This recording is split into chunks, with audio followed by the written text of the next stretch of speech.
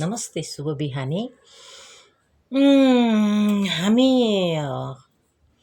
नारी जातिको यस्तो एउटा भाव हुन्छ के त्यो भाव चाहिँ मनबाट हटाउने हो भने के गर्न सकिँदैन।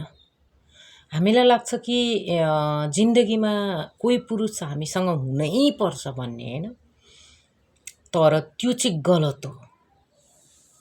उसको पछाडि भागेर उसँग टाँसिएर उसँग हरेक कुरो गरेर पाइयो के त? केही पनि नै। गर्नलाई जिन्दगीमा धेरै कुराहरू छन्।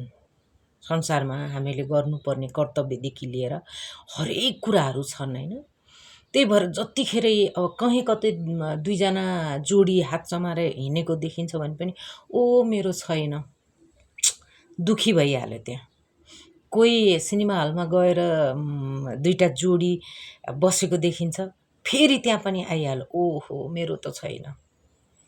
यो भाव जब मनबाट हट्छ नि, जहाँ जाउँ जे गर म छँदैछु नि, जोडी हुनै पर्ने, एउटा लोग्ने मान्छे जिन्दगीमा हुनै पर्ने भन्ने भाव हामीले छोड्न सक्यो भनेदेखि जिन्दगीमा धेरै कुराहरू छ गर्नुपर्ने, त्यो कुराहरू हामीले गर्न सक्छौँ।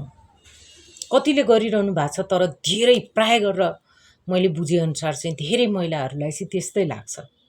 त्यही भएर भन्छु साथीहरू, लोग्ने मान्छे मात्रै जिन्दगीमा हुन जरुरी छैन। यो भावलाई चाहिँ दिमागबाट हटाइदिने र जिन्दगीमा धेरै कुराहरू गर्ने छ। त्यो कुराहरू गर्यो भने पक्कै पनि अगाडि बढिन्छ र एक्लो पनि कहिले पनि महसुस गरिँदैन है। यो चाहिँ म ग्यारेन्टी दिन्छु।